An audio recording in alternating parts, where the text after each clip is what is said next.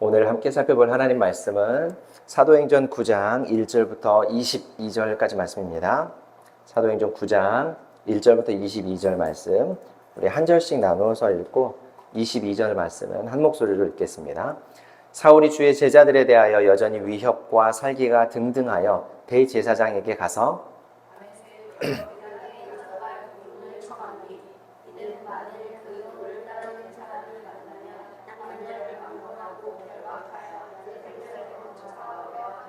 사울이 길을 가다가 다메섹에 가까이 이르더니 호련히 하늘로부터 빛이 그를 둘러 비추는지라.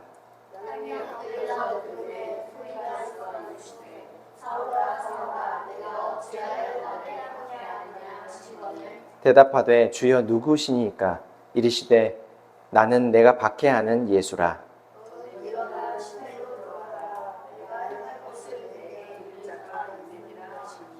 같이 가던 사람들은 소리만 듣고 아무도 보지 못하여 말을 못하고 서 있더라.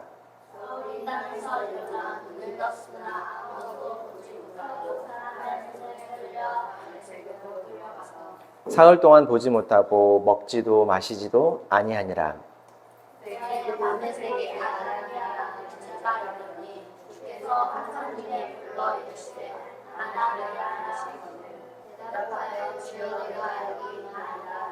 주께서 이르시되 일어나 집가라 하는 거리로 가서 유다의 집에서 다소 사람 사울이라는 사람을 찾으라. 그가 기도하는 중이니라.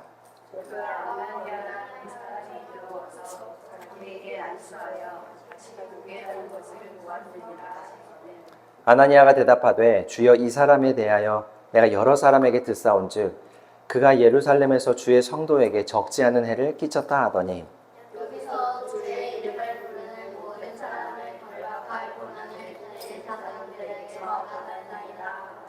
주께서 이르시되 가라. 이 사람이 내 이름을 이방인과 임금들과 이스라엘 자손에게 전하기 위하여 택한 나의 그릇이라.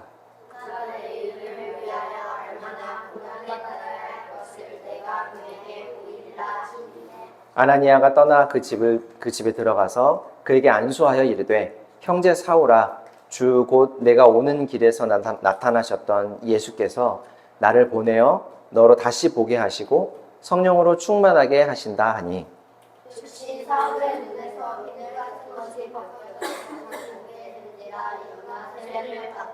음식을 먹음에 강건하여지니라. 사울이 다메섹에 있는 제자들과 함께 며칠 있을세.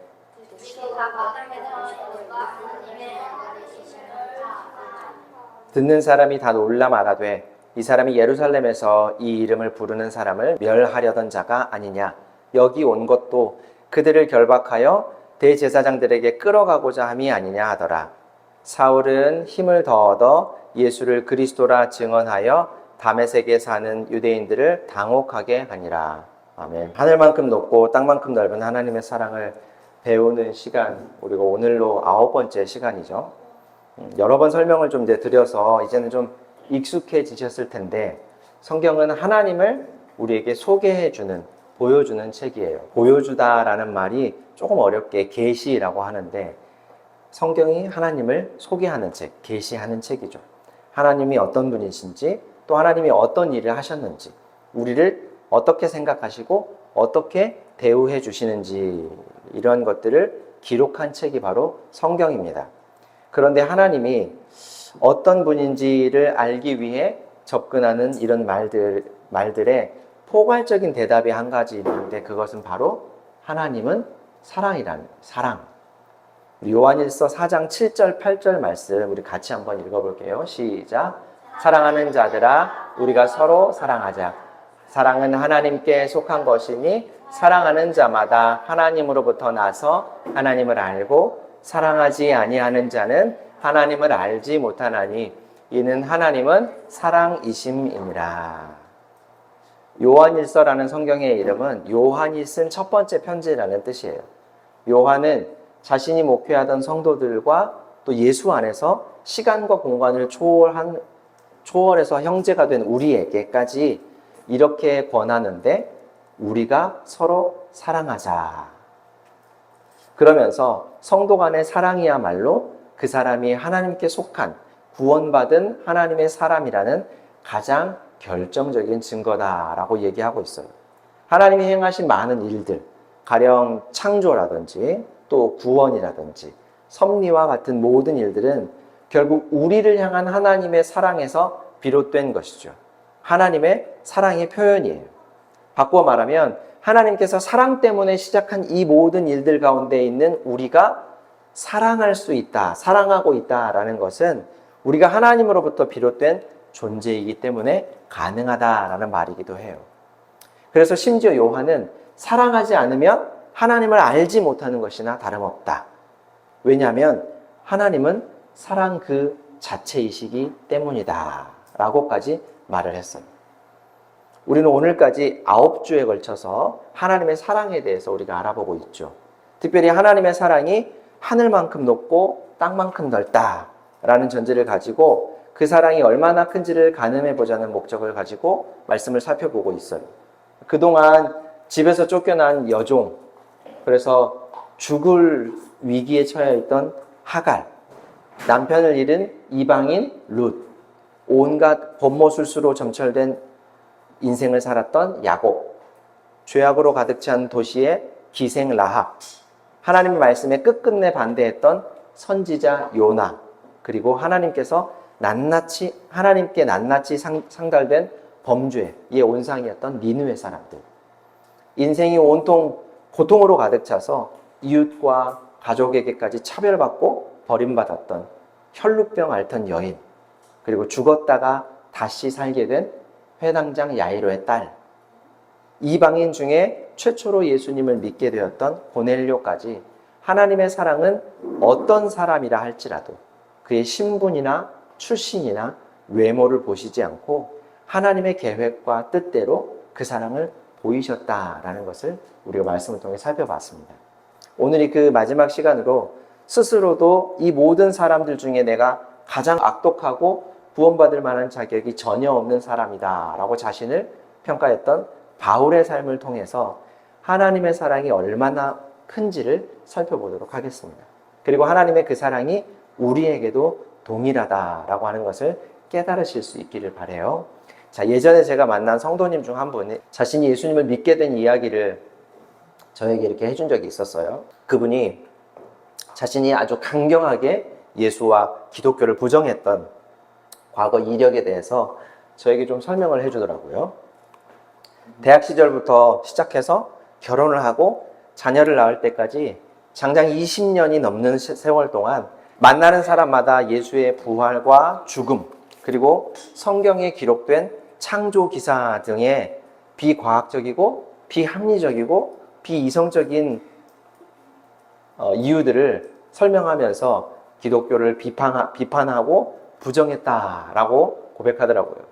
그러던 어느 날 자신이 그렇게도 비판하고 부정하던 예수님의 사랑을 알게 되고 믿게 되면서 주님은 그동안 내가 주님께 했던 그 모든 나쁜 일들을 다 아시면서도 어쩌면 나 같은 사람을 사랑하실까 라면서 경외감을 갖게 되었다라는 거였어요. 그분이 얼마나 강경하게 예수와 기독교를 부정했던지, 그리고 얼마나 적극적으로 주변 사람들에게 설득을 했던지, 그분의 아들이 교회에 나가는 아버지에게 어느 날은 이런 얘기를 했대요.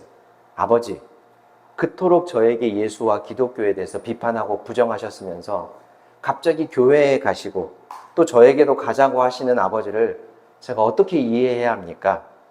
이렇게 질문을 했다는 거예요. 그 아들도 제가 중등부 때 맡아서 지도를 했었는데, 제가 방금 소개한 분의 경우뿐만 아니라 사랑이라는 감정과 그 감정에 근거한 행동들은 사실 별로 이성적이지 않고 합리적이지도 않죠.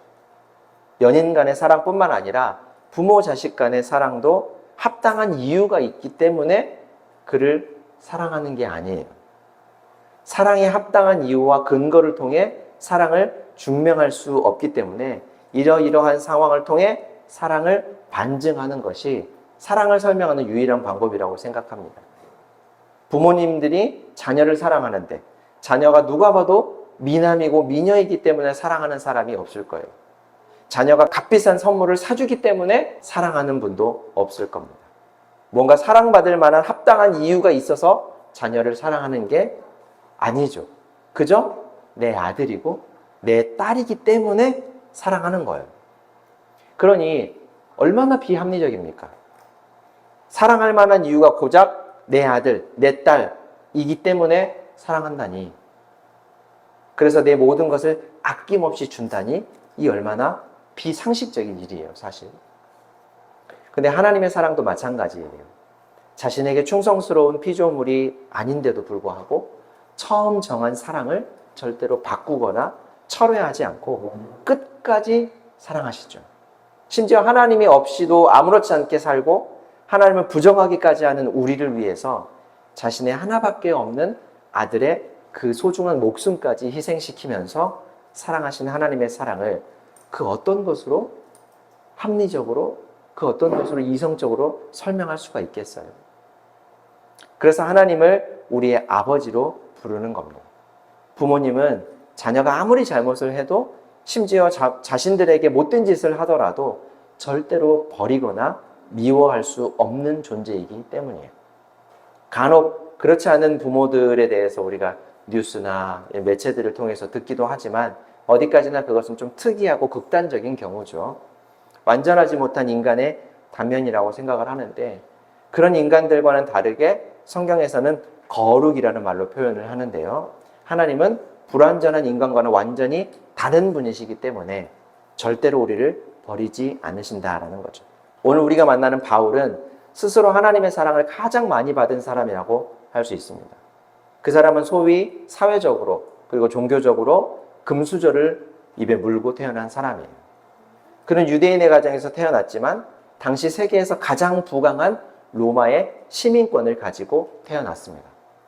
유대인의 민족적인 정체성을 고스란히 가지고 있으면서 로마 시민이 누릴 수 있는 모든 특권을 가지고 태어난 로마인이었어요. 그래서 어린 시절부터 철저하게 구약 성경을 배우고 익히고 실천하면서 사는 유대인이었고 로마 사회에서 배울 수 있는 여러 가지 학문들에 능통했던 사람이었어요. 바울은 스스로를 성경의 의를 기준으로 하면 지구상에 어떤 누구도 나보다 완벽한 사람이 없다 이렇게 말을 해요. 그는 유대 사회에서 종교나 사법적 권한을 가진 산헤드린 공의회라는 의회의 가장 젊고 전도 유망한 위원 중에 한 명이었습니다. 그러니까 최연소 국회의원이면서 교계에 아주 촉망받는 목사이고 신학대학교 교수를 겸직하고 있다. 이러면 아마 표현이 쉬울 것 같아요. 그는 또 실천가였어요. 자신이 배우고 믿고 가르치는 것을 철저하게 실천하는 사람이었던 것이죠. 얼마나 철저했냐면 초대교회에 스데반이라는 인물이 있었어요. 예수님의 12제자에게서 권위를 부여받아 교회를 위해 일했던 7명의 인물 중에서도 가장 두드러진 인물이 바로 이 스데반이라는 인물인데 그는 예수님을 십자가에 못 박아 죽인 세력의 주동자들에 해당하는 당시 유대 종교 지도자들이죠. 대제사장 앞에 서서도 전혀 주눅 들지 않고 예수는 하나님의 아들이시고 우리가 기다리던 메시아다, 그리스도다 라고 분명하게 전했고 당신들은 그런 하나님의 아들 메시아를 알아보지 못하고 죽이고 말았다라고 일갈했던 인물이에요. 이렇게 독하게 말한 그는 어떻게 됐을까? 그 자리에서 스데반의 설교를 들은 대제사장을 비롯한 여러 사람들에게 마음의 분노를 가득 차게 했고 이를 부득부득 갈면서 그 자리에서 스데반을 공개 처형해 버렸어요. 돌로 여러 사람들이 모여서 돌로 쳐 그 자리에서 죽여버렸던 거죠. 보통 잘못이 있거나 분명한 죄가 있으면 재판을 하고 그에 합당한 처벌을 하는 것이 일반적인 경우이죠. 그런데 스데반은 그 자리에서 즉결 심판을 통해 사형을 당한 거였어요. 무시무시한 사실 한 가지는 그 자리에 즉시 사형을 집행하는 것을 정당하게 여기면서 죽어가는 스데반, 피 흘리고 죽어가는 스데반을 물끄러미 내려다 보고 있던 청년 한 사람이 있었으니 바로 그가 바울이었어요. 언뜻 보면 바울은 이름이 두 개인 것 같죠. 사울이라는 이름과 바울이라는 이름을 썼는데 그가 예수님을 만나기 이전에는 사울이라는 이름을 썼고 예수님을 만난 이후에는 바울이라는 이름을 썼기 때문에 마치 야곱이 이스라엘이라고 하는 이름을 하나님으로부터 받았던 것처럼 그가 회개하기 전과 회개한 이후에 이름이 바뀌었다라고 생각하기 쉬운데 그렇지는 않습니다. 사울이라는 이름은 유대인들의 언어인 히브리식 이름이고 바울이라는 이름은 로마인들의 언어인 헬라식 이름이에요. 스데반이 죽어가는 그 순간에 스데반을 처형하는 일에 앞장선 증인들이 있었는데 그러니까 거짓말로 증인을 한 거죠. 이 사람을 함정에 빠뜨려서 죽게 하려고.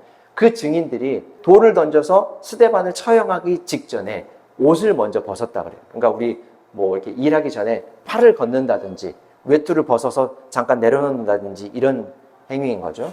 옷을 벗어서 어떻게 했냐면 사울 앞에 갖다 두었다라고 해요. 그러니까 이걸 보면 사울은 스데반 처형의 선봉장이었던 것이 분명해 보입니다. 사울은 자신들이 믿는 바를 반대하고 왜곡한다고 생각했던 이 스데반을 처단하는 일에 과감했던, 잔인하리만치 과감했던 실천가였었어요.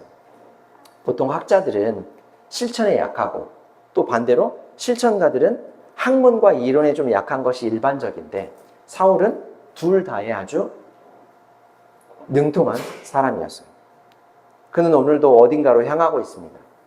다메섹이라고 하는 동네로 가는 길이었는데 그곳으로 가는 목적은 이번에도 스데반과 같이 예수에 대한 믿음을 가지고 있는 사람들을 체포하기 위해서였어요.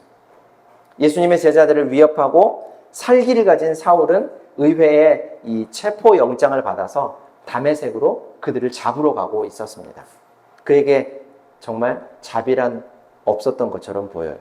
예수를 믿는 사람은 남녀를 막론하고 닥치는 대로 잡아가리라 라고 하는 굳은 의지를 가지고 눈에는 살기를 내뿜고 있었다고 해요. 그렇게 살기가 등등해서 길을 가던 사울은 다메섹에 다다랐을 때 갑자기 하늘에서 환한 빛을 보게 됩니다. 그는 너무나 놀라서 땅바닥에 넙죽 엎드렸어요. 그때 목소리가 들려왔습니다. 사울아, 사울아, 너는 왜 나를 핍박하느냐? 이 핍박이라는 말은 못살게 괴롭힌다는 뜻이에요. 이 말을 들었을 때 사울은 아마 속으로 내가 누구를 괴롭힌다는 말이지? 라는 생각을 했을 것 같아요. 그래서 묻습니다. 주님, 당신은 누구십니까? 하늘에서 밝은 빛이 비치고 범상치 않은 목소리로 왜 너는 나를 괴롭히느냐? 라는 목소리를 듣는 상황이라면 아마 사울은 모르긴 몰라도 지금 이 목소리는 분명 하나님의 것이라고 예상하고 있었을 거예요. 하지만 자신은 하나님을 못살게 괴롭힌 적이 없다고 생각했을 것이고 감히 어떻게 하나님을 괴롭히겠느냐고 생각하고 있었을 거예요. 그럼 정말 사울은 하나님을 괴롭혔을까? 예수님을 괴롭혔을까? 지금 사울이 어디로 가고 있다고 했어요? 다메섹으로 가고 있었죠. 그곳에 가는 목적이 무엇이었습니까? 다메섹에 있는 예수님을 믿고 따르던 제자들을 체포하기 위해서였어요. 그들은 체포되고 나면 어떻게 될까요? 아마 도나마나 스데반처럼 됐겠죠. 스데반을 그 자리에서 사형시킨 장본인이 이 사울이었으니 그의 손에 붙잡히면 그 이후는 불을 보듯 뻔한 것이죠. 그렇다면 지금 사울이 괴롭히는 대상은 누구예요? 예수님의 제자들이죠. 성도들이죠. 하지만 사울도 억울한 마음이 있었을 거예요. 왜냐하면 그는 마치 지금의 우리가 이 신천지나 하나님의 교회나 그 세월호 사건이 터졌던 구원파 이단들 있죠. 그런 이단으로 보이는 예수님의 제자들을 유대교에서 파생한 지독한 아주 못된 이단이라고 생각하고 있었거든요. 그러니까 이단을 척결하는 데에서 열심을 가진 것이지 그 사람들을 공연히 괴롭히는 것은 아니었다는 거예요. 그래서 사울은 그 이단들을 척결하기 위해서 열심을 내고 있었는데 그가 이단으로 여겼던 무리를 하늘에서 들려온 음성, 즉 하나님이 보호하고 나섰던 거예요. 심지어 들려오던 하나님의 음성은 자신을 예수, 사울과 유대사의 많은 사람들이 실패한 구원자라고 얘기했고 저주받은 사람이라고 여겼던 예수라고 밝혔던 거예요. 그리고 그 예수는 자신을 따르던 제자들을 자신과 동일시했어요. 사울은 분명 예수님을 따르는 제자들을 괴롭혔는데 예수님은 사울이 자신을 괴롭히고 있다라고 예수님이 말씀하셨던 거죠. 여러분, 나를 못살게 괴롭히는 사람이 있다면 어떨까요? 몇 번은 하지 마 이렇게 말을 하겠죠. 그러고도 계속해서 하면 어떨까요? 싸움이 나겠죠. 혹은 피해버리겠죠. 어떻게 대응할 것인지는 다 조금씩 다르겠지만 적어도 나를 못살게 괴롭히는 사람과는 사이가 매우 좋지 않겠죠. 어디서 만나건 껄끄럽고 어떤 이야기를 하건 대화가 매끄럽지 못하고 아무리 애를 써도 그 사람을 바라보는 눈빛은 제가 지금 도화를 바라보고 도화가 저를 바라보는 이렇게 따뜻한 눈빛으로 서로를 바라볼 수 없을 거예요. 나를 괴롭히는데 그 사이가 좋을 수가 없죠. 그럼 예수님도 지금 사울을 전능한 능력으로 괴롭히려고 나타나셨을까? 우리 6절부터 8절 말씀을 우리 같이 한번 읽어보도록 하겠습니다. 일어나서 성 안으로 들어가거라. 내가 해야 할 일을 일러줄 사람이 있을 것이다. 하는 음성이 들려왔다. 그와 동행하는 사람들은 소리는 들었으나 아무도 보이지는 않으므로 말을 못하고 멍하게 서 있었다. 사울은 땅에서 일어나서 눈을 떴으나 아무것도 볼 수가 없었다. 그래서 사람들이 그의 손을 끌고 다마스쿠스로 데리고 갔다. 예수님은 사울에게 다메섹 성 안으로 들어가라 라고 말씀을 하시고 그곳에 가면 사울이 앞으로 어떻게 해야 할지를 알게 해주겠다 라고 하셨어요. 근데 지금 사울과 함께 다메섹으로 가던 사람들도 당황스럽기는 마찬가지였습니다. 예수님의 목소리는 하늘로부터 그들도 들었어요. 하지만 바울처럼 아주 밝은 빛을 보지는 않았기 때문이에요. 사울과 일행은 성으로 들어갔습니다. 사울은 그날로부터 3일 동안 앞을 전혀 보지 못했다고 해요. 너무나 밝은 빛 때문에 앞을 볼 수 없었던 것 같습니다. 그리고 그 순간 받은 충격 때문에 먹지도 못하고 마시지도 못하고 3일을 그렇게 지내고 있었대요. 사울이 그렇게 지내고 있을 때 예수님은 또 한 사람을 찾아가십니다. 바로 아나니아라고 하는 사람이에요. 그는 다메섹에 살던 예수님의 제자 중 하나입니다. 사울이 다메섹으로 오는 목적 중에 하나가 아나니아를 잡아가는 것도 포함되어 있었어요. 예수님은 그에게 말씀하셨어요. 사울을 찾아가라. 그래서 그는 깜짝 놀라서 이렇게 말합니다. 주님, 그 사람은 우리를 해하려는 사람입니다. 지금도 주님의 제자들을 체포하려고, 저를 포함한 주님의 제자들을 체포하려고 공회로부터 영장을 받아서 이곳으로 지금 살기를 품고 오고 있다는 소식을 우리가 들었습니다. 이에 주님이 이어서 말씀하셔요. 가거라. 그는 나의 이름을 이방 사람들과 임금들과 이스라엘 자손들 앞에 전하도록 선택한 내 사람이다. 그가 지금까지는 나를 따르는 사람들을 고통스럽게 했던 장본인이었지만 앞으로는 그도 내 이름 때문에 무척이나 많은 고난을 받게 될 것이다.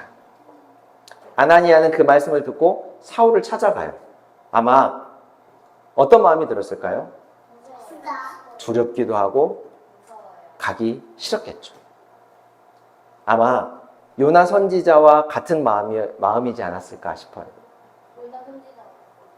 요나가 니느웨 하나님께서 니느웨로 가서 니느웨에게 회개하라고 하는 말을 전해라고 했을 때 요나가 그 원수 같은 니느웨에 절대 가기 싫다고 했었잖아요. 하지만 아나니아는 주님의 말씀에 따랐습니다. 아나니아가 사울을 찾아가서 그에게 손을 얹고 형제 사울이여 그대가 이곳으로 오던 중에 만난 예수께서 나를 지금 당신에게 보냈습니다. 당신이 시력을 회복하고 성령으로 충만하게 되기를 바라고 계십니다. 사울은 그렇게 시력을 회복하게 되었고 일어나서 세례를 받고 음식을 먹으며 기력을 회복했대요.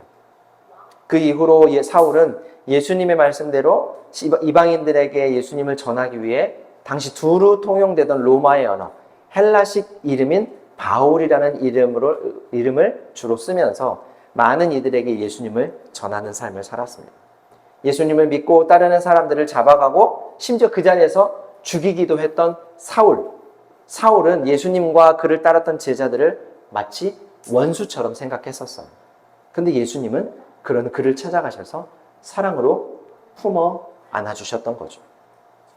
예수님께서 이 땅에 계실 때 원수까지도 사랑하라 라는 말씀을 하셨는데 우리 주님이 그 일을 하고 계셨던 거예요. 사랑하는 성도 여러분, 사울은 자신이 옳다고 믿는 것을 지키기 위해서 스데반 한 사람을 죽이기까지 했던 사람이었어요. 예수님은 이런 사울의 날카로운 칼날이 자신을 향해 있다는 것을 알면서도 그를 사랑하시고 심지어 그를 통해 자신의 이름, 그러니까 예수님의 이름으로 구원 얻는 복음이죠. 복음이 이방인을 비롯한 많은 사람들에게 전해질 것이다 라고 말씀하셨어요. 라합, 룻의 경우 하나님은 그녀들을 그저 불쌍하게 여기면서 동정했던 것이 아니라 정말 사랑하게 하셨기 때문에 아들 예수님의 가문에 이름을 남기게 하셨다고 했죠. 마찬가지로 하나님은 사울을 사랑하셨습니다. 사랑하셨기 때문에 가장 중요하고 가장 소중한 일을 그에게 맡겨주셨어요. 수많은 사람들의 목숨과 하나님의 나라가 달린 매우 중차대한 책임을 그에게 맡겨주셨던 거죠. 가장 중요한 것, 중요한 일은 그 일의 중요성만큼이나 신뢰가 있는 사람에게 맡기는 것이 상식적이죠. 예수님은 자신을 핍박하던 사울을 사랑하시고 자신에게 가장 중요한 일, 하나님의 나라를 가르치고 보여주고 전하는 일을 그에게 맡기실 만큼 그를 사랑하고 믿어주셨던 거예요. 예수님의 이런 놀라운 사랑은 우리에게도 동일합니다. 우리도 예수님을 알게 되고 믿게 되기 전까지는 하나님 없이 살았고 하나님에 반하는 삶을 살았던 죄인이었고 하나님과 원수 같은 사이였죠. 하지만 하나님은 그런 우리를 사랑하시고 성령을 통해 믿음을 주셔서 예수님을 우리의 구원자로 믿게 하셨어요. 주일 아침 이른 시간, 이 황금 같은 시간에 가깝지도 않은 예배당에 와서 예배하며 하나님을 알아가는 일, 하나님께서 하신 일, 보여주신 사랑을 찬양하고 또 매일의 삶 속에서 실천하면서 살게 하시려고 하나님은 우리를 사랑하신 거죠. 자신을 핍박하던 사울에게 보여주신 하나님, 하늘보다 높고 땅보다 넓은 사랑, 아니 온 우주보다 넓은 그 사랑을 우리도 매일 생각하며 우리도 매일 알아가고 경험하게 되기를 주님의 이름으로 축원합니다. 사랑과 은혜가 풍성하신 하나님 우리 아버지, 오늘도 우리에게 하나님의 사랑을 알게 하시니 감사합니다. 예수님을 따르는 제자들을 핍박하던 사울까지 사랑하시고 그에게 주님의 일을 맡겨주신 일을 보면서 오늘도 하나님의 크신 사랑을 우리가 또 한 번 경험하게 됩니다. 매일 우리들의 삶 속에서도 크고 놀라운 하나님의 사랑을 알아가게 하여 주옵소서. 깨닫게 하여 주옵소서. 그리하여 우리도 하나님을 사랑하고 이웃을 사랑하며 살아가는 삶을 살게 하여 주옵소서. 예수님의 이름으로 기도합니다. 아멘.